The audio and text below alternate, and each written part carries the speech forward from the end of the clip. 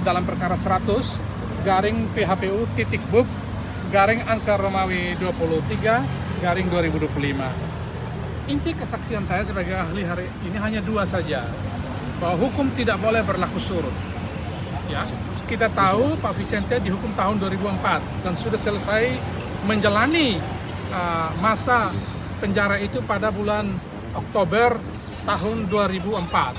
Sudah selesai. Lalu kemudian berlaku itu jauh 20 tahun sebelum berlakunya pasal 7 ayat 2 huruf G beserta penjelasannya, junto pasal 42 ayat 2 huruf B angka 2. Itu sudah 20 tahun setelah Vicente itu dihukum. Nah, di dalam hukum itu berlaku, ini asas ini sejak zaman Romawi kuno itu sudah berlaku. Tidak boleh hukum itu berlaku mundur. Namanya non-retroactive principle. Non-retroactivity principle. Hukum tidak boleh berlaku surut. Nah, kalau mengadili orang dengan menggunakan hukum yang berlaku surut, itu melanggar hak asasi manusia. Pasal 28 huruf I Undang-Undang Dasar 45 itu mengatakan bahwa salah satu hak dasar warga negara adalah hak untuk tidak dituntut berdasarkan hukum yang berlaku surut. Dan hak ini tidak boleh dikurangi dalam keadaan apapun.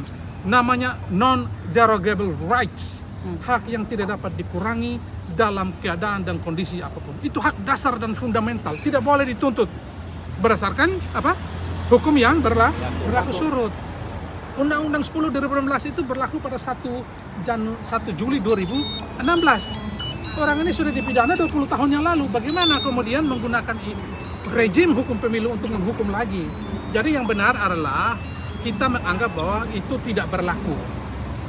Inti keterangan saya yang kedua hari ini adalah untuk membantah pihak pemohon yang menyatakan bahwa Pak Vicente melakukan kekerasan seksual terhadap anak. Itu salahnya bukan main. Lawyernya perlu belajar lagi. Tadi saya sudah bilang.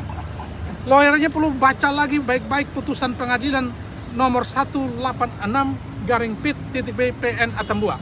Tanggal berapa itu? Tanggal 17 Februari tahun 2004. Amar putusannya mengatakan bahwa dia dinyatakan bersalah dalam tindak pidana melarikan perempuan di bawah umur. Dalam hal ini melanggar pasal 332 ayat 1 KUH ayat 1 ke 1 KUH pidana. Itu tindak pidana melarikan anak di bawah umur, bukan kejahatan seksual.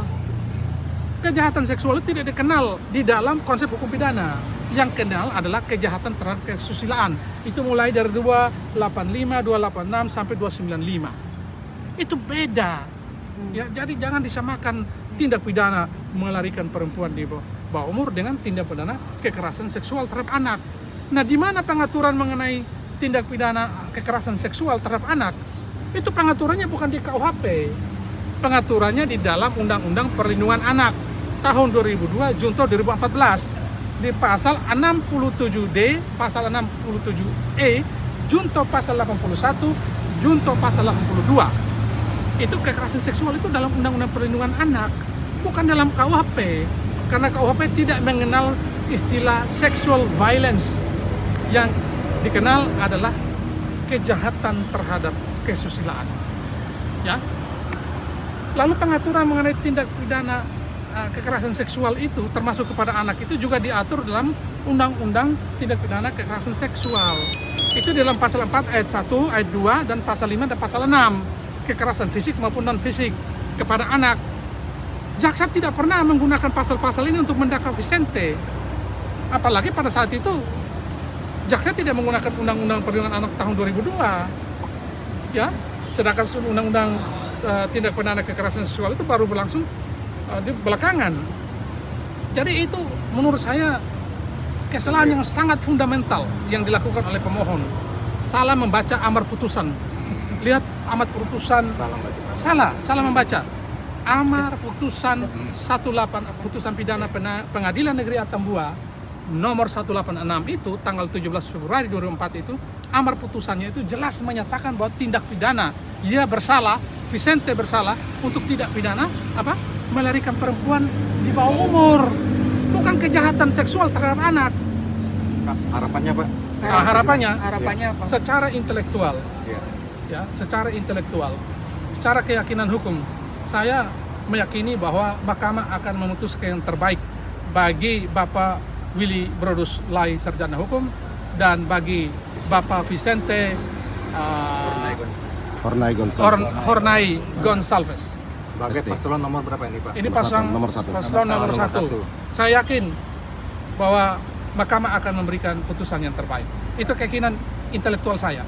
Tapi putusan saya penuhnya saya serahkan kepada Yang Mulia Majelis Hakim. Majelis Hakim.